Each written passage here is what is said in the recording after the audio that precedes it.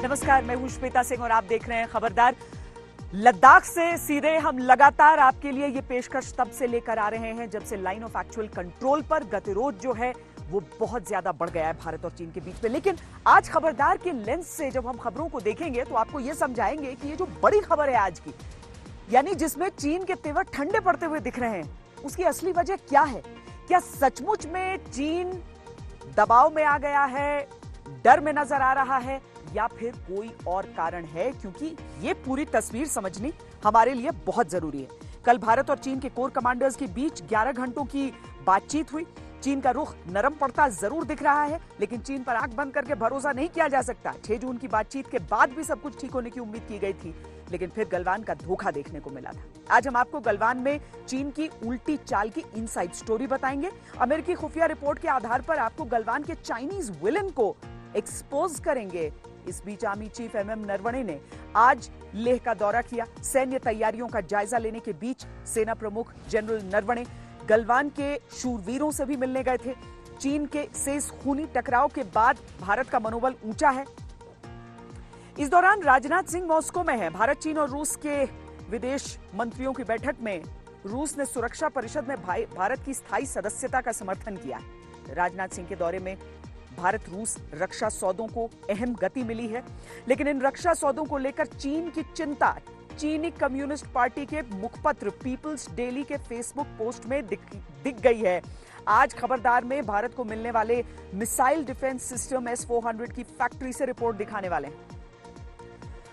भारत ने चीन और वहां के राष्ट्रपति शी जिनपिंग को आर्थिक सरदर्द दे दिया है। यह बड़ी खबर है आज की। सरकार के ई मार्केटप्लेस में विक्रेताओं के लिए अपने मूल देश का नाम बताना अब जरूरी होगा। नए सामान का उत्पादन करने वाले देश का नाम लिखना जरूरी होगा। नाम न लिखने पर सामान को सरकार के ई मार्केटप्लेस से हटा दिया जाएगा। वित्त मंत्री निर्मला सीतारमण के अनुसार यह फैसला मेक इन इंडिया को बढ़ावा देने और भारत को आत्मनिर्भर बनाने के लिए किया गया है। लेकिन यह भी सच है कि इस फैसले से चाइनीज या किसी भी देश के प्रोडक्ट्स की पहचान साफ हो जाएगी। चीन के लिए परेशानी की बात यह भी है कि भारत चीन से होने वाले आयात पर ड्यूटी बढ़ाने जा रहा है।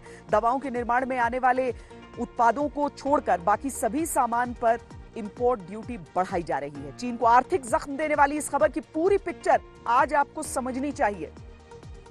आज हम आपको शूरवीरों और भारत के सेनानियों के गांव में लेकर चलेंगे। ये वो गांव है जहां के लोगों ने भारत का हर युद्ध लड़ा है। ये वो गांव है जहां सिर्फ 63 घरों से निकले 80 से ज्यादा सैनिक आज भी देश की सेवा कर रहे हैं। आप कह सकते हैं ये वो गांव है जहां की हवा और बातें राष्ट्रवादी हैं। काम की खबर भी बताएंगे आपको। पूरी दुनिया में कोरोना के खिलाफ काम करने वाली दवा की तलाश चल रही है। भारत में पतंजलि ने कोरोना की आयुर्वेदिक दवा बनाने का बड़ा दावा किया है। इस दवा का नाम है कोरोनिल। पतंजलि का दावा है कि इस दवा के परीक्षण से गुजरने वाले 69% कोरोना मरीज 3 दिन में ठीक हो गए। 7 दिन में 100% मरीज ठीक हो गए। हालांकि आयुष मंत्रालय ने कहा कि उसके पास इस दवा की जानकारी नहीं है। बाद में पतंजलि की तरफ से सफाई दी गई कि अब पूरी बातें साफ हो गई हैं, स्पष्ट हो गई हैं। फिलहाल इस दवा को कोरोना का इलाज बताकर प्रचारित किया जाए या न किया जाए, विज्ञापन दिए जाए या न दिए जाए, इसे लेकर पसुपेश की स्थिति रही। सिर्फ आयुर्वेद ही नहीं, एलोपैथिक दवाएं भी कोरोना के इलाज का दावा कर रही हैं। आज हम इस आयुर्वेदिक दवा के साथ 3 एलोपैथिक दवाओं के दावे का भी विश्लेषण करेंगे।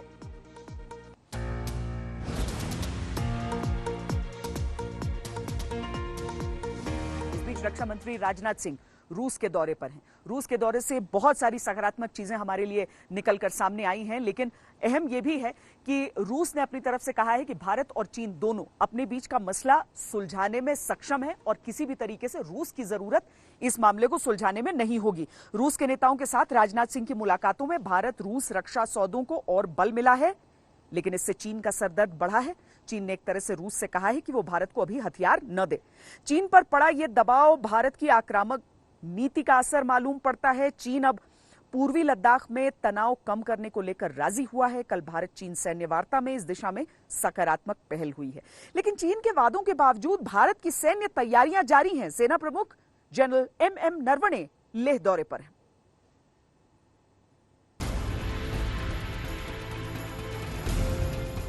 ये साधारण तस्वीरें नहीं है। भारत की थल सेना का जनरल अपने उन वीर सैनिकों का हालचाल लेने पहुंचा था जिन्होंने चीन के धोखे के खिलाफ सीधा मोर्चा लिया था। जनरल एमएम नरवणे लेह के 2 दिनों के दौरे पर हैं।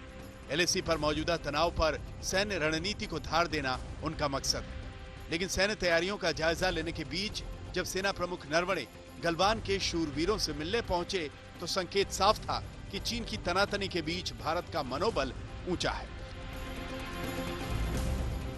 गलवान के घायल सैनिकों से जनरल नरवणे की मुलाकात पर जारी बयान में कहा भी गया कि जनरल एमएम नरवणे ने सैनिकों को उनके प्रोफेशनलिज्म और समर्पण के लिए बधाई दी। उन्होंने सैनिकों को ऐसे ही समर्पण और उत्साह से कर्तव्य निभाने को कहा।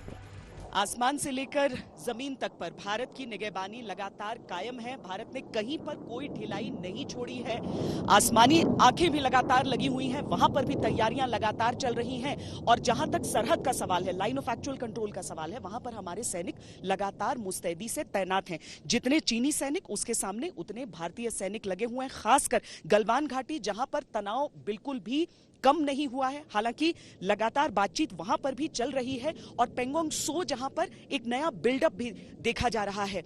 इस सब के बीच हमने देखा किस तरीके से 6 जून को कोर कमांडर स्तर की बैठक हुई थी, जो कल एक बार फिर हुई। यानी भारत की तरफ से लेफ्टिनेंट जनरल और चीन की तरफ से मेजर जनरल, चूंकि वही उस कोर का वहां पर ख्याल रखते हैं जो भारत की सीमा में एलएसी में चीन की ओर का हिस्सा है। बहुत जरूरी है यह समझना कि नतीजे के हिसाब से हर एक बातचीत को नहीं आंका जा सकता है, क्योंकि अभी बहुत सारी चीजें भारत की तरफ से की जा रही हैं। चीन पहले हामी भर देता है लेकिन उस पर अमल नहीं करता है। भारत जब एलएसी पर सैन्य तैयारियों को चाक चौबंद रख रहा है तो इस बीच चीन के तेवर ढीले पड़ते दिख रहे हैं। सोमवार को लेफ्टिनेंट जनरल हरिंदर सिंह की चीन के मेजर जनरल लिउ लिन से 11 घंटों की मुलाकात में तय हुआ कि पूर्वी लद्दाख के सभी तनातनी वाले इलाकों से दोनों देशों की सेनाएं पीछे जाएंगी। दोनों सेनाएं सैनिकों और हथियारों के पीछे जाने के तौर तरीकों पर बातचीत करेंगी। बैठक में भारत की ओर से साफ साफ कहा गया कि चीन को 5 मई से पहले की स्थिति बहाल करनी होगी। भारत अपनी सड़क निर्माण की गतिविधियां नहीं रोकेगा। शांति 2 तरफा कोशिश से ही संभव है। भारत इस बार बेहद सख्त रवैया अपना रहा है, क्योंकि 15 जून को भारत ने गलवान में चीन का धोखा देख लिया है। कोर कमांडरों की 6 जून की बैठक में भी चीन ने सकारात्मक रुख दिखाया था, लेकिन फिर गलवान में अतिक्रमण की कोशिश की थी। 22 जून को हुई कोर कमांडरों की बैठक में जब बात आगे बढ़ती दिख रही है तो चीन के विदेश मंत्रालय के प्रवक्ता छाओ लिजियन ने भी कहा है कि दोनों पक्षों के बीच मुद्दों पर विस्तार से बातचीत हुई है और परिस्थिति को सामान्य बनाने के कदम उठाने पर सहमति हुई है। भारत और चीन के बीच एलएसी पर बनी मौजूदा परिस्थिति के बीच रक्षा मंत्री राजनाथ सिंह रूस के अहम दौरे पर हैं। राजनाथ सिंह ने वहां अपने बयान में कहा है कि मैं रूस के दौरे से संतुष्ट हूं।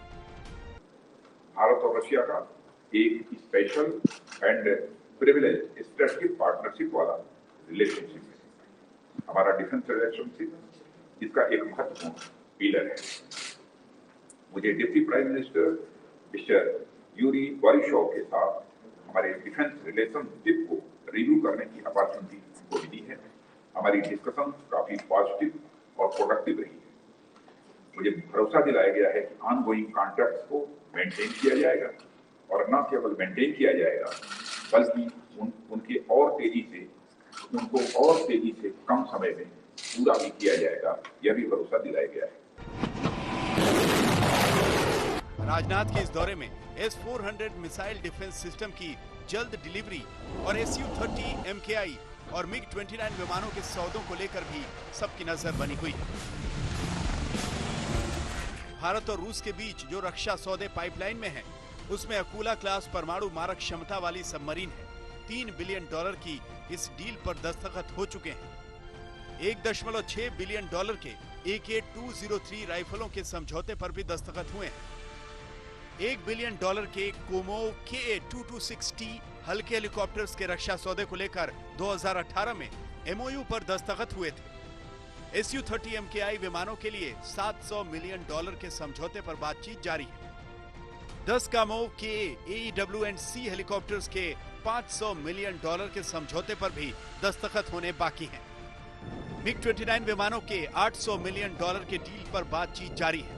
4 क्रिवाक क्लास फ्रिगेट्स को लेकर $2.5 बिलियन के समझौते पर दस्तखत हो चुके हैं। राजनाथ का दौरा रक्षा सौदों के मद्देनजर अहम है, तो इसके खिलाफ चीन की कम्युनिस्ट पार्टी के मुखपत्र पीपुल्स डेली की ओर से एक फेसबुक पोस्ट डाली गई है। इसमें कहा गया है, जैसा कि विशेषज्ञ कहते हैं कि अगर रूस चीनियों और भारतीयों का मन हल्का करना चाहता है तो इस संवेदनशील मौके पर भारत को हथियारों की सप्लाई न करें। दोनों एशियाई ताकतें रूस की निकट रणनीतिक साझेदार हैं। ये पोस्ट रूस के लिए लिखी गई, लेकिन चीन के भीतर का डर दिखा गई। तो उधर भारत बेहद आक्रामक है। सेना को मिले इमरजेंसी फंड से भारत M777 हॉवित्जर के लिए गोला बारूद खरीदने जा रहा है। अपनी यात्रा के दौरान रक्षा मंत्री राजनाथ सिंह रूस के साथ मिलकर चीन को सामरिक और राजनयिक मोर्चे पर घेरने में जुटे हुए हैं। भारत चाहता है कि सुखोई लड़ाकू विमान और T-90 जैसे टैंकों के लिए रूस जल्द से जल्द गोला बारूद की आपूर्ति करे। इसके साथ ही भारतीय सेना आपातकालीन खरीद के तहत अमेरिका से M777 हॉवित्जर तोप का अचूक निशाना लगाने वाला गोला बारूद खरीदने जा रही है। ये दिखाता है कि भारत सामरिक और राजनयिक मोर्चे पर चीन को कोई मौका नहीं देना चाहता। भारत के सैन्य और कूटनीतिक तेवरों के बीच विदेश मंत्री जयशंकर चीन के विदेश मंत्री वांग यी से गलवान घटना के बाद पहली बार वीडियो कॉन्फ्रेंसिंग से रूबरू हुए। The challenge today is not just one of concepts and norms, but equally of their practice. The leading voices of the world must be exemplars in every way, respecting international law, recognizing the legitimate interests of partners. RIC की बैठक में जयशंकर ने कहा कि अंतर्राष्ट्रीय कानूनों को मानना, सहयोगियों के हितों को समझना और बहुपक्षीय संबंधों को बढ़ावा देना विश्व व्यवस्था के लिए जरूरी है। RIC की बैठक में द्विपक्षीय मुद्दे नहीं उठते, लेकिन विदेश मंत्री के ये शब्द चीन के लिए बड़े संकेत हैं। लेह से श्वेता सिंह और दिल्ली से गीता मोहन के साथ मंजीत नेगी, आज तक। बहरहाल रूस से हम बहुत सारे सैन्य उपकरण बहुत समय से लेते रहे हैं, चाहे वो फाइटर जहाज हो या फिर अलग अलग सैन्य प्रणाली।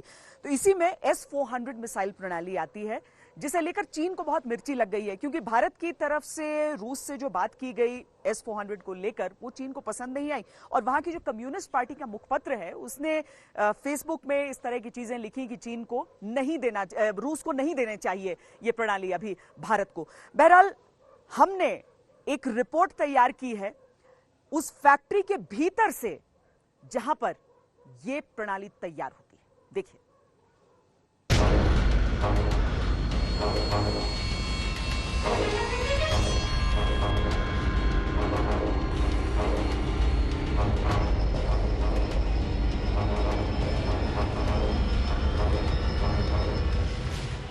ये है दुनिया के सबसे शक्तिशाली मिसाइल डिफेंस सिस्टम का दम, और इसमें भारत के दुश्मनों को बेदम करने की काबिलियत है।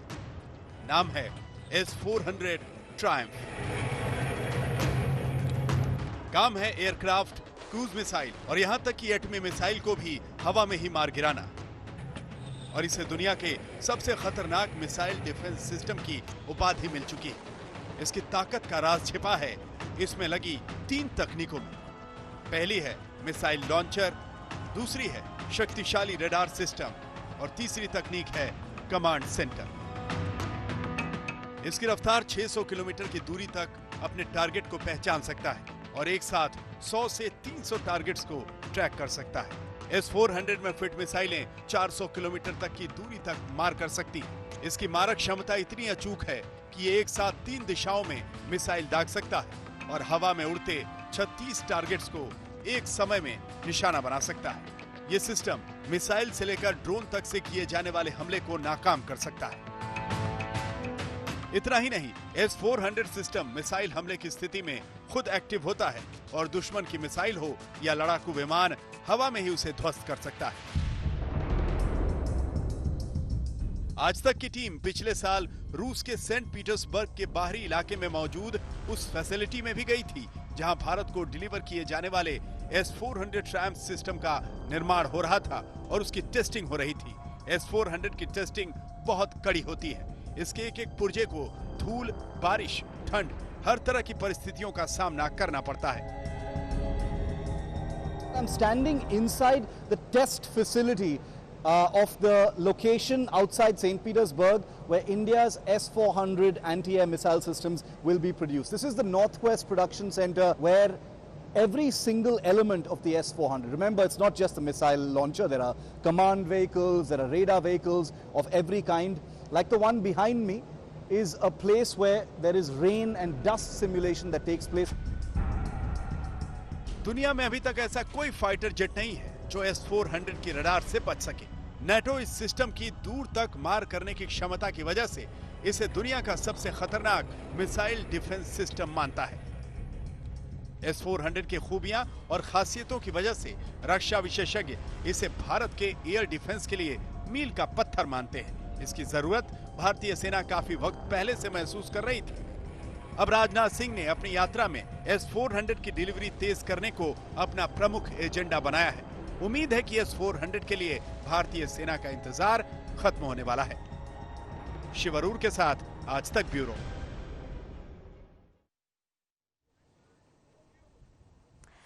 बहरहाल चीन के साथ जो कुछ चल रहा है, गलवान पर जो उसने गलती की है, उसकी सजा चीन को भारत सिर्फ सैन्य नीति के हिसाब से नहीं देगा बल्कि आर्थिक चोट के हिसाब से भी।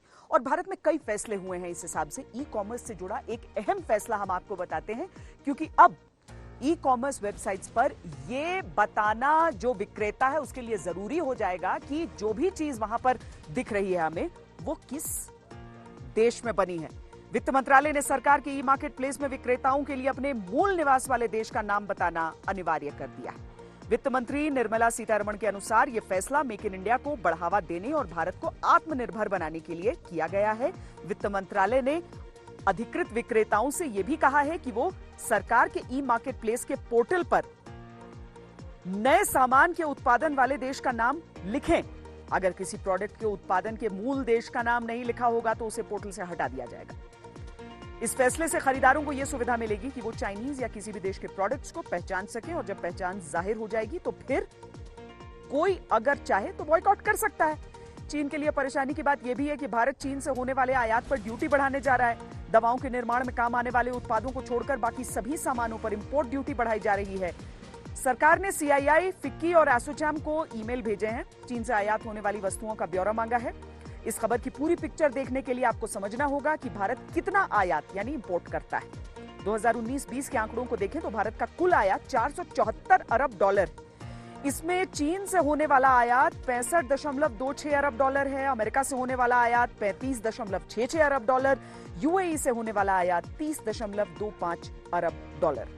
यानी अभी चीन से होने वाला आयात काफी ज्यादा है।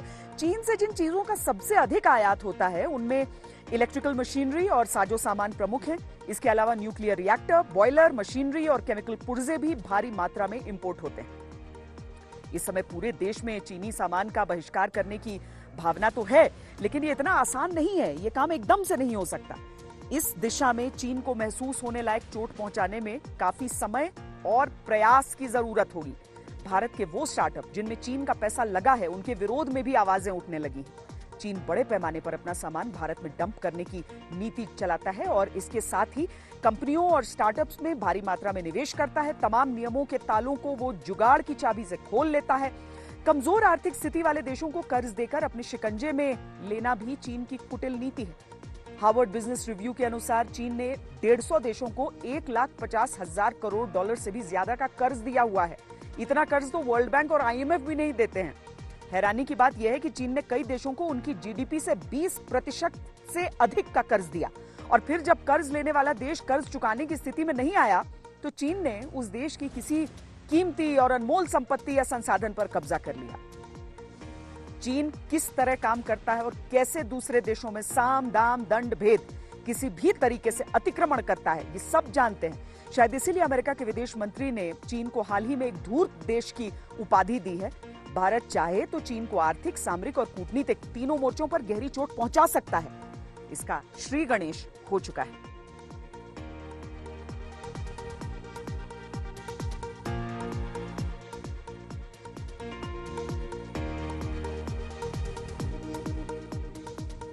तो ये आपने भारत की तरफ से उठाया हुआ कदम दिखा, जिससे एक शुरुआत तो कम से कम हो चुकी है।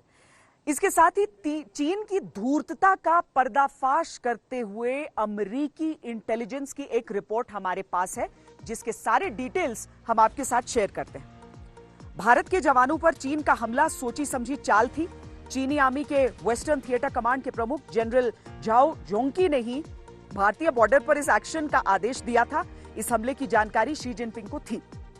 जनरल जोंकी ने मारे गए चीनी सैनिकों की याद में एक सभा रखी, लेकिन इस सभा को किसी की नजर में नहीं आने दिया गया। इस घटना को लेकर चीनी सोशल मीडिया में जो भी लिखा गया उसे चीन ने सेंसर कर दिया। अमेरिकी खुफिया रिपोर्ट के अनुसार चीन चाहता है कि भारत अपने आसपास के देशों के साथ ही उलझकर रह जाए ताकि अमेरिका से दूरी बनी रहे। चीन को लगा था कि उसको ज्यादा नुकसान नहीं होगा, लेकिन चीन के जनरल झाओ ने जैसा सोचा था वैसा नहीं हुआ। चीन के 35 से ज्यादा जवान मारे गए। चीन के सैन्य सूत्र ये मानते हैं कि उनकी जीत नहीं हुई। यह अमेरिकी इंटेलिजेंस रिपोर्ट है जिसमें इस बात की तस्दीक की गई।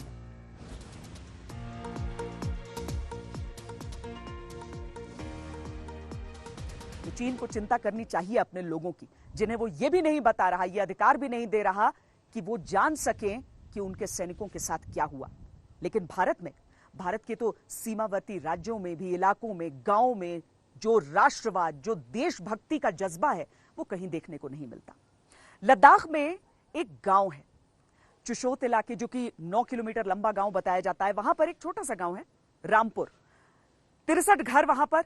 80 से अधिक ऐसे जवान हैं जो इस समय भारतीय सेना में मां भारती की सेवा में जुटे हुए हैं। यह इकलौता गांव है हिंदुस्तान में जो सिंधु नदी का पानी पीता है, और वो फख्र महसूस करते हैं इस बात पर कि इसी कारण उनके लहू में देशभक्ति इस तरीके से दौड़ती है।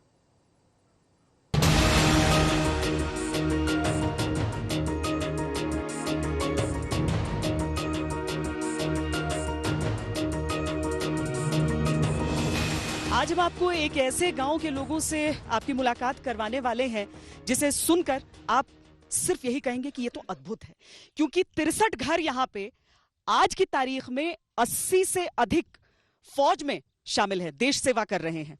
और हर घर अगर हम देख लें तो 4-5 फौजी आपको हर घर में मिल जाएंगे। ये कैसा गांव हो सकता है, ये कैसा जज्बा हो सकता है, ये हम यहीं पे बातचीत करते हैं। आपने कौन कौन से युद्ध में लड़ाई की? मैं 71 में। 71 में? हाँ जी। किस सेक्टर में लड़े थे? मैं हम तुर्तुक सेक्टर में। तुर्तुक में। हाँ। आपके बेटे भी फौज में? मेरे 2 बेटा है। हाँ। मैं भी फौज में था, मेरा 2 बेटा लाखोट में है इस वक्त। अच्छा। हाँ जी। यहाँ 63 घर है। 63 घर में से पूरा मैक्सिमम किसी के घर में 5 है, किसी में 4 है। 5 तो मैक्सिमम ही है हमारा घर इस गाँव में। इस घर में इतना छोटा सा गाँव में इतना फिर हम हर चीज हम हिंदुस्तान का कहते हैं। हम हर चीज को अहम रखते हैं कि मेरा जो लड़का होगा फौजी बनेगा। सबका ये सपना होता है। सबका ये सपना होता है। आपका कौन है फौज में? जी मेरा भाई है फौज में, इस समय बॉर्डर पे है, चेना बॉर्डर पे। और हमें फख्र हो रहा है कि हमारा सारे चुशोत ब्लॉक का जो जितने भी लोग हैं वहाँ पे बैठे हुए हैं, और डर भी लग रहा है। जो शहीद हो गए थे 20 लोग, उनके लिए हमें बहुत दुख भी है अंदर से, और डर भी लग रहा है। वहाँ पे बहुत सारे भाइयाँ हैं हमारा, और हर घर से 3, 4, 5 लड़के तो है ही है। इंशाल्लाह अगर जरूरत पड़े तो हम भी तैयार है अपने देश के लिए। आप लोग भी तैयार हैं अपने लिए? आपके हस्बैंड है? सब आपका भाई है। आपने 62 का युद्ध लड़ा है जी। आपने कहाँ पर लड़ाई लड़ी थी, कैसा था उस समय? जी उस समय बड़ा कठिन था इधर, क्योंकि ये रोड वगैरह बिल्कुल नहीं था। तो हम याक के ऊपर, घोड़े के ऊपर, यहाँ ले से जहाँ अभी बॉर्डर है वहाँ मैक्सिमम 15 या 16 दिन लगता है। तो पूरा पैदल चलता था। तो 62 की बाद फिर ये रोड बना था। उसके बाद कितना मुश्किल हुआ था उस समय लड़ाई में? और क्योंकि आप लोगों को देखकर भी बच्चों को प्रेरणा यहाँ पर मिली होगी कि वो फौज ज्वाइन करें। देखिए उस टाइम पर तो बड़ा कठिन था हर चीज का। इतना उस टाइम इंडिया जो है इतना फॉरवर्ड नहीं था जो आजकल है। वो हथियार हमारे पास नहीं था उस टाइम। आपने सुना होगा 3 एक रेफल होता था भारत में, वो सिंगल गोली चलता है, एक बार में एक गोली, फिर उसको बार बार काक करना पड़ता है। तो उस लिहाज से जो उस टाइम फौजी था उन्होंने बहुत बहादुरी किया है। आज तो हम लोग उनसे जीत सकते हैं, आपको लगता है हम इतना? जी हाँ, अभी तो बहुत कुछ है, वो 62 का इंडिया नहीं रहा जी। आपके दादाजी शहीद हुए इसमें? हाँ जी, 62 के युद्ध में। हाँ जी। और घर से कौन कौन रहा फौज में? हमारे खानदान में पूरा 12 या 13 आर्मी में है जी। तो हमें बहुत फक्र है कि हमारे खानदान से इतना देश की सेवा करने के लिए आर्मी ज्वाइन किया हुआ है। बताइए कि एक वीरता की परंपरा होती है ऐसी, आप लोग अभी पढ़ते हैं या फिर क्या कर रहे हैं आजकल? अभी तो हम लोग पढ़ते हैं। पढ़ते हैं, क्या करना चाहते हैं? हम फौज में जाना फौज में जाना चाहते हैं। आपको अच्छा लगता है कि आपके गांव से इतने सारे फौजी हैं? जी हाँ। तो आप लोग हमेशा क्या फिटनेस और ये सब देखते रहते हैं कैसे हम फौज में पहुंच जाएं? हाँ मैम, यही हम तो उम्मीद करते हैं कि फौज में जाने। घर से हैं और लोग फौज में? हाँ है। अच्छा, आप बताइए आपके भी? हाँ मैम। घर से हैं लोग? हाँ सर। आपके यहाँ से? जी हमारा 3 भाई है वो फौजी में मैम। 3 भाई आपके फौज में? तो ऐसा क्या है, आप लोग बहुत शक्तिशाली होते हैं इस गांव में, सब बहुत ताकतवर होते हैं कि इंडियन आर्मी में सबको? ऐसा ना मैम जी, हम यहाँ का जो लोग है जो पहाड़ी लोग बोला जाता है, तो हमें सांस फूलना ऐसे कुछ भी नहीं होता है। तो हमें सर्दी में भी बैठ सकता है, हम गर्मी भी सह सकते हैं। तो इसीलिए ना ज्यादातर आदमी इसीलिए ज्वाइन होता है कि यहाँ का आदमी जो है तो लोकल यहाँ का डिश चलता है, तो इसीलिए यहाँ पे रहने की यहाँ पे आदत पड़ता है, इसीलिए। हाँ, लेकिन उसके लिए आपको जज्बा भी बहुत चाहिए होता है कि आप में ताकत है, आप में शक्ति है, लेकिन आप साथ में सोचते हैं कि आप देश के लिए भी कुछ करें। और ये अगर परंपरा आपको यहाँ पर नजर आ रही है, मुझे लगता है कि समूचे देश के लिए ये मिसाल है। लद्दाख के भीतर एक ऐसा गांव जहां पर हर घर से एक नहीं कई फौजी निकलते हैं और कई पीढ़ियों से निकल रहे हैं। बाकिर चौर, कैमरा पर्सन सैयद मोहसिन के साथ श्वेता सिंह, लद्दाख आज तक। तो ये जो फौजी हैं वो देश के लिए लड़ रहे हैं और कोरोना के खिलाफ भी एक लड़ाई चल रही है जिसमें हमारे तमाम वैज्ञानिक, शोधकर्ता सब जुटे हुए हैं, दिन रात जुटे हुए हैं कि ताकि कोई दवाई डेवलप हो सके ऐसे। तो आयुर्वेद की एक दवा का दावा किया जा रहा है, यह पतंजलि की तरफ से दावा है। कोरोनिल नाम की दवा है। कहा जा रहा है कि इसका सक्सेस रेट बहुत अच्छा है। 69% जो लोग हैं वो 3 दिन में ठीक हो रहे हैं और बाकी 7 दिन के समय में ठीक हो रहे हैं। लेकिन अभी बहुत गंभीर जो पीड़ित हैं उन पर इसका इस्तेमाल अब अगले दौर में किया जाएगा। हालांकि आयुष मंत्रालय की तरफ से कुछ ऐसी बातें कही गई जिस वजह से अभी थोड़ा पसुपेश की स्थिति लग रही है, लेकिन इसके साथ ही एलोपैथिक की भी कई दवाएं हैं जिन पर काम चल रहा है और जो दावा कर रही हैं कि हमने उपचार के लिए और बचाव के लिए इस दवा को विकसित कर लिया है। यह आपके काम की खबर है, इस रिपोर्ट को देखिए।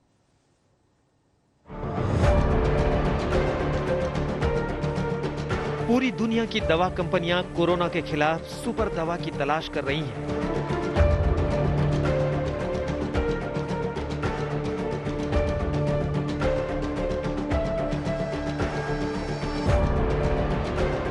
ये किसी युद्ध से कम नहीं है और इस संघर्ष में भारतीय कंपनियां भी तेजी से आगे बढ़ रही हैं। हालांकि अब तक कोरोना वायरस से मुक्ति दिलाने वाली अचूक दवा नहीं बनी है, लेकिन दवा बनाने से लेकर इम्यूनिटी बढ़ाने तक के दावे लगातार हो रहे हैं।